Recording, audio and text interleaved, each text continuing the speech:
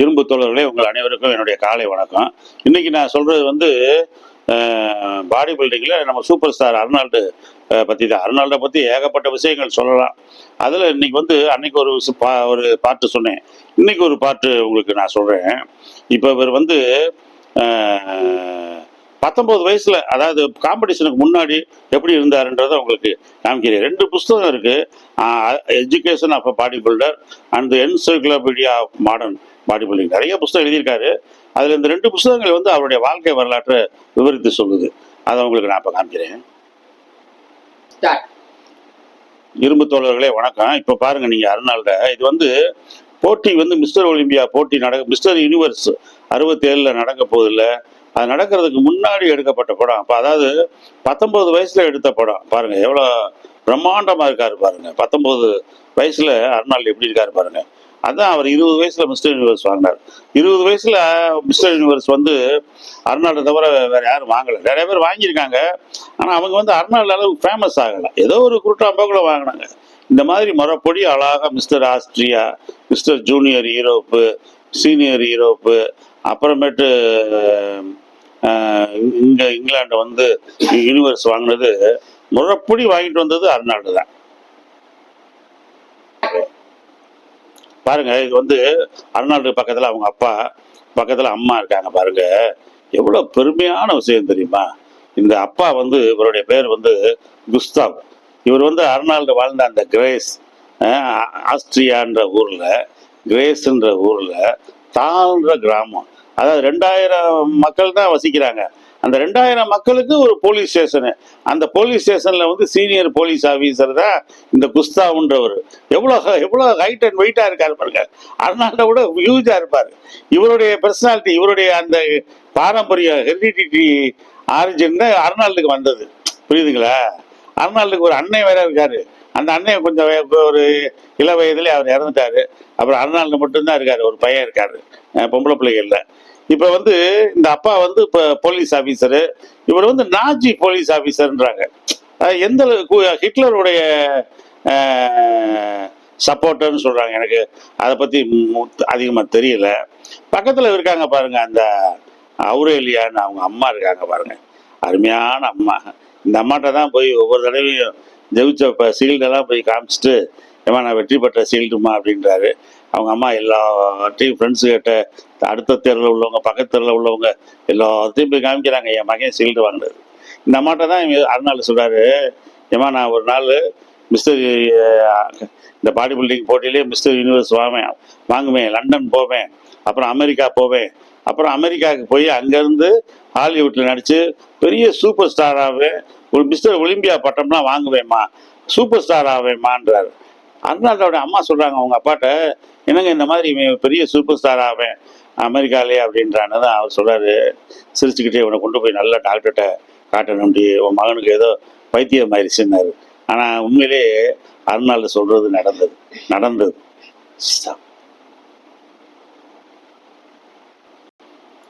Okay, இப்போ நான் சொன்னேன் பாருங்க, அர்னால்டு வந்து அந்த ஆஸ்திரியாவில் கிரேஸ்ன்ற ஊரில் தால்ன்ற வில்லேஜில், அது ஒரு குக்கிராமம், 2000 மக்கள் வாழ்ற இடத்துல அவர் ஒரு போலீஸ் ஆபீசரு. அவங்க அப்பா பாருங்க எவ்வளோ ஹியூஜா இருக்காரு பாருங்க. அர்னால்டு பக்கத்தில் உட்காந்துட்டு அந்த ஸ்ப்ரிங்கை இழுக்கிறாரு பாருங்க. அர்னால்டை விட ஹியூஜா இருக்காரு. இந்த இவருடைய உருவம் தான் அர்னால்டுக்கு கிடைத்தது. புரியுதுங்களா? ஹெரிடிட்டி, பாரம்பரியம் தான் அர்னால்டுக்கு, ஜீன் தான். அதுதான் பாருங்க, அப்பா மாதிரியே இருக்காரு. அப்பா கூட சேர்ந்து எக்ஸசைஸ் செய்யறாரு பாருங்க. அர்னால்டுக்கு கண்ட கனவுகள் எல்லாம் நிறைவேறியது.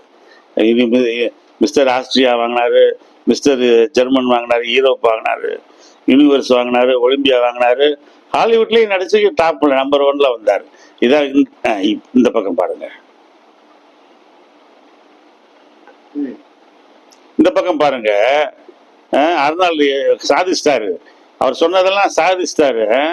ஜோ வைடர் அர்னால்டை உருவாக்குனவர் இவர் தான். அர்னால்டை வந்து இங்கிலாந்துல மிஸ்டர் யூனிவர்ஸ் வாங்கின உடனே அமெரிக்காவுக்கு வர சொல்லிட்டாரு. அமெரிக்காவுக்கு வந்தா போதுமா, நம்மளுக்கு தங்குறதுக்கு இடம் வேணும், சாப்பிட்றதுக்கு சாப்பாடு வேணும், வேலைக்கு போனால் வேலைக்கு போகணும், வேலைக்கு போகிறதுக்கு ஒரு காரு பைக்கு ஏதாவது வேணும். ஒன்றுமே இல்லாத ஆளுக்கு இது எல்லாத்தையும் கொடுத்து உதவுனவர் தான் இந்த ஜோ வைடர். வீடு பார்த்து கொடுத்தாரு, ஒரு ட்ரக்கு வண்டி கொடுத்தாரு, ஜிம்மில் சேர்த்து விட்டாரு, சாப்பாட்டுக்கு வழி ஏற்படுத்துறாரு, பணம் கொடுத்தாரு, போஸ்டிங் ஃபோட்டோ எடுத்தாரு, பத்திரிகையில் போட்டாரு, அதுக்கு பணம் கொடுத்தாரு. அர்னால்ட சின்ன ஆரம்பத்தில் 20 வயசுலேருந்து வளர்த்த பெருமை இந்த ஜோவே தான். இவர் தான் பாருங்க, சவுத் ஆப்பிரிக்காவில் ஒரு நீச்சல் குளத்தில் குளிக்கிறாரு. இவர் பக்கத்தில் இருக்கிறவர் தான் ரெஜ் பார்க். ரெஜ் பார்க்னா யாரு? Reginald Park. 1951 mister Olympia, mister Universe வாங்கினவர், லண்டனில் வாங்கினவர். ஆக்சுவலி இவர் லண்டன்காரர் தான், ஆனால் சவுத் ஆப்பிரிக்காவில் மரியம்ன்ற பெண்ணை கல்யாணம் முடிச்சுக்காரு. பெரிய கோடீஸ்வரன் சவுத் ஆப்பிரிக்காவில், இவங்க பெரிய கோடீஸ்வரன். இவர் தான் இவர் தான் சின்ன வயசுல ஹெர்குலஸ் படங்கள்ல ஹீரோவா நடிக்கிறாரு. இவர் படத்தை தான் அர்னால்டு பாக்குறாரு. ஆஸ்திரியால போய் இவருடைய படத்தை சினிமா தியேட்டர்ல பார்த்துட்டு இவர் மாதிரியே வரணும்னு சொல்லிட்டு இவருடைய படங்கள் எல்லாம் வாங்கி அர்னால்டு வீட்டுல ஜிம்ல எல்லாம் ஒட்டி இவரை பார்த்து பார்த்து எக்ஸசைஸ் செய்யறாரு. கடைசியில் இவரவே சந்திச்சிட்டாரு. யூனிவர்ஸ் வாங்கின உடனே ரெஜ் பார்க்க லண்டன்ல சந்திச்சு, லண்டன்ல இருந்து ரெஜ் பார்க்க இவர் அர்னால்டை வீட்டுக்கு கூட்டு வந்து அவங்க வீட்டுல தங்க வச்சு அவர் பாருங்க எப்படி ஸ்விம்மிங் பூல்ல குளிக்க வைக்கிறாரு. இந்த ரெஜ் பார்க் ஒரு நிமிஷம், இந்த ரெஜ் பார்க் வீட்டுக்கு போனது தான் அர்னால்டு சொல்றாரு, இவங்களை பார்த்து தான் நான் இப்போ உலகத்துல ஒரு பெரிய, அதாவது நாகரிகமான மக்கள், மிக உயர்ந்த ஒரு குடும்பத்தை சேர்ந்தவன். எப்படின்னா வீட்டுக்கு பெரிய வீடு, அரண்மனை மாதிரி வீடு, அரண்மனை மாதிரி நிறைய விஷயங்கள் வீட்டில் இருக்கு. சேரு, பங்களா எல்லாமே வீட்லேயே, ஜிம்மு வீட்லேயே, ஸ்விம்மிங் பூலு வீட்டில், டைனிங் டேபிளில் உட்காந்து பட்டன் நம்புக்குன்னா இது ஸ்டூவர்டு வேலைக்காரன் வந்து உள்ள கதவை திறந்து வந்து கேட்குறேன், சார் வாட் யூ வாண்ட் சார்ன்றேன். எல்லா ரூமுக்குள்ளேயும் உங்களுக்கு கருப்பின மக்கள் வந்து அந்த காலத்தில் அடிமைக, அவங்க வந்து வேலைக்கு சேர்ந்துருக்காங்க. அவங்க எல்லாம் வந்து பட்லர்ஸாக வேலை பார்க்குறாங்க. அவங்க வந்து என்ன வேணும்னு கேட்குறாங்க. அப்போ இதெல்லாம் பார்த்து அரண்டு போயிட்டாரு அர்னால்டு. ஐயோ, நம்ம ஒரு விளையாட்டு பிள்ளையால இருக்கோம், கல்யாணம் ஜிம்மு முடிக்க வேண்டியது, ஒயின் சாப்பிட வேண்டியது, பீர் சாப்பிட வேண்டியது, பொம்பளை பிள்ளைகிட்ட பொம்பளுக்க வேண்டியது, எவனையாவது அடிக்க வேண்டியது, பிளே பாயா, விளையாட்டு பையனா, முரட்டு பையனா இருந்த அர்னால்டோட வாழ்க்கையவே மாற்றினவர் இந்த ரெஜ் பார்க் தான். நம்மளும் ஒரு பெரிய கோடீஸ்வரன் ஆகணும், பெரிய வீடு கட்டணும், மாளிகை மாதிரி இருக்கணும், அதில் ஒரு அரசை மாதிரி இருக்கணும் அப்படின்ற எண்ணத்தை உருவாக்குனவர் இந்த ரெஜ் பார்க் தான். பாருங்க, 1951 மிஸ்டர் யூனிவர்ஸ் வாங்கினவர் இந்த ரெஜ் பார்க். இந்த Reg Park 1970 Arnold competition, mister Universe காம்படிஷன்ல கலந்துக்கிறதுக்கு போறாரு. போய் பார்த்தா வரிசையில ஒருத்தரை பார்த்த உடனே பயந்துட்டாரு. யாருன்னா இவர் யார மாதிரி வரணும்னு நினைச்சாரோ, யார் படத்தை பார்த்து அட்மையர் ஆனாரோ, அந்த ஹெர்குலஸ் படங்கள்ல இவர் யார ஐடலா நினைச்சிருந்தாரோ, தன்னுடைய வாழ்க்கையின் கதாநாயகனா நினைச்சிருந்தாரோ, அந்த ரெஜ் பார்க்கு போட்டியில வந்து நிக்கிறாரு. அவரு வரிசையில் நிக்கிறாரு பேர் கொடுக்கறதுக்கு. அரண்டு போயிட்டாரு அர்னால்டு. ஐயோ, என்ன நம்ம குருவே போய் மோதுறதா அப்படின்னு. சரி, குருவை மோதுவோமா இல்லை இந்த போட்டியை விட்டு விலகி போயிடுவோமா அப்படின்னு பயங்கர கஷ்டப்பட்டேன். மனசெல்லாம் ரொம்ப வேதனையாக இருந்துச்சு. என்னையா குருவோட போய் செய்கிறதா, இவ்வளோ நாள் இருந்துட்டு அப்படின்னு ரொம்ப வருத்தப்பட்டேன். அப்புறம் கடைசியில் என்னையவே நான் ஆறுதல் சொல்லிக்கிட்டு போய் போட்டியில் கலந்துக்கிட்டு அந்த போட்டியில் வந்து பாருங்க, அர்னால்டு உங்களுக்கு வந்து அர்னால்டு வந்து 23 வயசு. இந்த ரெஜ் பார்க் வந்து 1951 யூனிவர்ஸ் வாங்கினவர். அர்னால்டு ஃபர்ஸ்ட், இவர் ரெஜ் பார்க் செகண்ட். எப்படி அர்னால்டோட டபுள் வயசு, 45-46 வயசு. எப்படி இருக்கு பாருங்க. அப்படியே உடம்பு இன்னும் மெயின்டைன் பண்றாரு பாருங்க ரெஜ் பார்க். அதுதான் பெரிய விஷயம். அதாவது போட்டியில கலந்துக்கிட்டு நீங்க பெரிய ஆணலாகலாம் இருக்கிறது முக்கியம் இல்லை, அந்த உடம்பை எப்பயும் மெயின்டைன் பண்றோம் பாருங்க, மெயின்டைனிங் த பிசிக், அதான் ரொம்ப முக்கியம். அப்படி இந்த சின்ன பையன் பெரிய ஆளாகிற வரைக்கும் அவர் வந்து உடம்ப மெயின்டைன் பண்ணியிருக்காரு பாருங்க ரெஜ் பார்க். இந்த ரெஜ் பார்க்கிட்ட என்ன ஒரு குணம்னா, அவருக்கு எப்போ பொழுது போகலையோ அப்பெல்லாம் போய் மிஸ்டர் யூனிவர்ஸ் போட்டியில கலந்துக்குவார். 1951 வாங்கினவர், அப்புறம் 56 வாங்குறாரு, அப்புறம் 63 வாங்குறாரு, இப்போ 70 வந்துட்டாரு. அடுத்து 71, 72 கலந்துக்கிட்டாரு. 71 தேர்டு வந்தார். பில்பேர்ல first, Sergio Oliva second, Reg Park third. பாருங்க, அருமையான பாடி பில்டர்.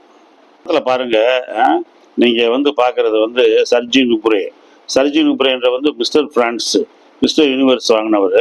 அர்னால்டோட பல தடவை போட்டி போட்டு தோத்து போயிட்டாரு. 75 கூட மிஸ்டர் ஒலிம்பியாவில் வந்து அர்னால்டு ஃபர்ஸ்ட் வந்தப்போ செகண்ட் வந்தார். அது பக்கத்தில் பாருங்க பிராங்கோ கொலம்போ, அர்னால்டோட பயிற்சி தோழன். எங்க அர்னால்டுக்கு ஆஸ்திரியாவில் இருந்தப்பிலிருந்து கூடயே வராரு. வாழ்க்கை முழுவதும் கூடயே வந்த ஒரே நண்பன் பிராங்கோ கொலம்போ. அர்னால்டை தவிர, அர்னால்டோட வெற்றியை தவிர அவருக்கு வேற எதுவுமே தெரியாது. மிகச்சிறந்த ஒரு நண்பன். எப்படி ஒரு ராமருக்கு ஒரு லட்சுமணன், ஒரு விக்ரமாதித்யன் என்ற மன்னனுக்கு எப்படி ஒரு பட்டின்னு ஒரு தம்பி இருந்தானோ, அது மாதிரி அர்னால்டுக்கு இந்த பிராங்கோ கொலம்பு ரொம்ப கூடவே இருப்பார். அர்னால்டு எக்ஸசைஸ் செய்யும்போது மோட்டிவேட் பண்ணுறது, அர்னால்டுக்கு நல்ல உணவு சமைச்சு அந்த இத்தாலி ஃபுட்டு சமைச்சு கொடுக்கறது. அடுத்து வந்து போட்டி அப்பெல்லாம் அர்னால்டு கூடவே இருந்து ஆயிலிங்லாம் பண்ணி பின்னாடி இருந்து மோட்டிவேட் பண்ணுறது. நீ ஃபஸ்ட்டு வந்துடுவேன்னு. பிக்சரை பாருங்கள், என்ன அட்டகாசமாக இருக்குது பாருங்கள். அர்னால்டோட பேக் போஸ் 75லேயே முதுகில் எவ்வளோ கட்சி பாருங்கள். அர்னால்டோட போஸ்டிங்ஸை பாருங்க, போஸ்டிங் ஸ்டைலை பாருங்க. அதாவது ரொம்ப பயங்கரமா அப்படின்னா நளினமாலாம் கொடுக்க மாட்டாரு. ஏன்னா அவ்வளோ பெரிய உடம்பை வச்சுட்டு உங்களுக்கு வந்து 115 120 கிலோ இருக்கு உடம்பு, ஆல்ரெடி 2 அங்கலம். அதை வந்து பிராங்க்சைன் மாதிரி 90 கிலோக்குள்ளவங்க தான் அப்படி வளைச்சு வளைச்சு கொடுக்க முடியும். அர்னால்டு ஆனாலும் அவர் அந்த டான்ஸர் ஸ்டைலாம் போய் அந்த ஸ்டைல்லாம் கற்றுக்கிட்டு உடம்பை வந்து அப்படி மடக்கி கொடுக்குறாரு பாருங்க, போஸ்டிங் கொடுக்குறாரு பாருங்க. போஸ்டிங் தான் ரொம்ப மஸ்ட்டு. அர்னால்டு பைசப்ஸ் போடுறது நான் ஏற்கனவே சொல்லியிருந்தேன். வெற்றிக்கு தேவை வந்து 100% வெறி இருக்கணும், 100% இன்டென்சிட்டி இருக்கணும். அவ்வளோ தீவிரமாக செய்வார். தீவிரமாக செய்யாமல் நீங்கள் வந்து வெற்றி பெற முடியாது. சும்மா பேசிக்கிட்டு பொழுதை போக்கிக்கிட்டு செல்ஃபோனில் பேசிக்கிட்டு ஃப்ரெண்ட்ஸ்கிட்ட பேசிக்கிட்டு பாட்டு கேட்டுக்கிட்டு அப்படிலாம் செய்ய முடியாது. வந்தால் ஜிம்மில் வந்தோம்னா ஒர்க் அவுட் அந்த மசில்லே செய்யணும். எக்ஸசைஸை வந்து நீங்கள் செய்யக்கூடாது. You don't do the exercise, then who will do? Let your muscle do. எக்ஸசைஸை நீங்கள் செய்யாதீங்க, அப்புறம் யார் செய்யணுங்க? உங்கள் தசைகளை செய்ய விடுங்க. ஒரு புத்தகத்தை எப்படி நம்ம மூளை படிக்குதோ அது மாதிரி நம்ம தசைகள் செஞ்சால் தான் நம்மளுக்கு வந்து ரிசல்ட் கிடைக்கும், நல்ல இம்ப்ரூவ்மெண்ட் கிடைக்கும். பாருங்க, பைசப்ஸ் எல்லாம் செய்கிறாரு பாருங்க. 22 இன்ச்சு அவருடைய பைசப்ஸ்னா அதுக்கு காரணம் அவ்வளோ ஹெவியாக செய்கிறது தான்.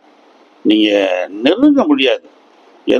எல்லா ஒலிம்பியன் சாம்பியனுமே இந்த மாதிரி, எல்லா ஒலிம்பியன் சாம்பியனுமே ஹெவியாக இருப்பாங்க. அதில் வந்து நம்பர் 1 அர்னால்டு, நம்பர் 2 வந்து லீஹேனியா அர்னால்டான்னு நீங்கள் ஃபோட்டோஸ்லாம் பாருங்கள், வாயை பிளந்துருப்பாங்க. லீகேனி ஒரு ஸ்டெப்பு அகேண்டாக போய் அழுகவே ஆரம்பிச்சிருப்பார். அப்படி கண்ணீர் தான் வராது, அப்படி செய்வார். அவர் சொல்றாரு, I am exercise with crying, posing with லாஃபிங். எக்ஸசைஸ் செய்யும்போது அழுவேன், போசிங் செய்யும்போது சிரிப்பேன் அப்படின்னு. 32 பல்லும் தெரியுற மாதிரி சிரிக்கிறது. இங்கே எல்லா பேரும் எக்ஸசைஸ் செய்யும்போது சிரிக்கிறது, அதில் சிரிச்சுக்கிட்டே எக்ஸசைஸ் செய்கிறது. ஸ்டேஜில் போய் போசிங் பண்ணுவோம் அழுகிறது. மக்கள் அதை விரும்பவே மாட்டாங்க. Okay, stop. இன்க்ளைன் டம்பல் கல், ஒரு இன்க்ளைன் பெஞ்சில் சாஞ்சுக்கிட்டு ஆர்ம்ஸ் போடுறாரு பாருங்க. அவருடைய ஆர்ம்ஸ் பாருங்க, 22 இன்ச் ஆர்ம்ஸ் எப்படி இருக்கு பாருங்க. பெரிய தொடை மாதிரி இருக்கும், பெரிய தைஸ் இருக்கு பாருங்க, நம்ம தொடை லெக்கு அது மாதிரி இருக்கு பாருங்க. அதுக்காகவே எடுத்தேன். அந்த புக்கில் அவ்வளோ பெருசாக போட்டிருக்காரு, அவருடைய ஆர்ம்ஸை போட்டிருக்காரு. ஓகே, இது பாருங்க அர்னால்டோட பேக் போஸ். இந்த ஃபேவரைட் போஸ் பாருங்க, இது அர்னால்டோட ஃபேவரைட் போஸ் கூட. அர்னால்டோட கலிஃபோர்னியாவில் இந்த போஸ் தான் சிலையாவே செஞ்சு வச்சிருக்காங்க. இவருக்கு அப்படியே கருப்பு கலர்ல சிலை செஞ்சு இதே மாதிரி வச்சிருக்காங்க. எல்லாரும் இந்த போட்டோ, இந்த சிலைக்கு முன்னாடி இந்த போஸை கொடுத்து எல்லாம் போட்டோ எடுக்கிறாங்க. அர்னால்டே போய் எடுத்திருக்காரு பாருங்க, எவ்வளோ அழகா இருக்கு பாருங்க பேக் போஸ். இதுக்கு பேர் வந்து பேக் 3/4, முக்கால் முதுகு, பேக் 3/4 போஸ். அதாவது முக்கால் முதுகு போஸ். முக்கால் முதுகு இருக்கான், ஃபுல் முதுகு காட்டல, முக்கால் முதுகு. பாருங்க எவ்வளவு அட்டகாசமா இருக்கு பாருங்க, ரசிச்சு பாருங்க.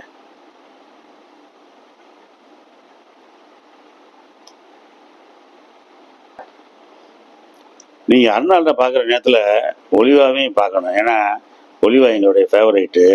பேக் போஸ்ட் எப்படி கொடுத்துருக்காரு பாருங்க. முன்னாடி 2 கையை தூக்கி இருக்கிற மாதிரி படம் பார்த்துருப்பீங்க.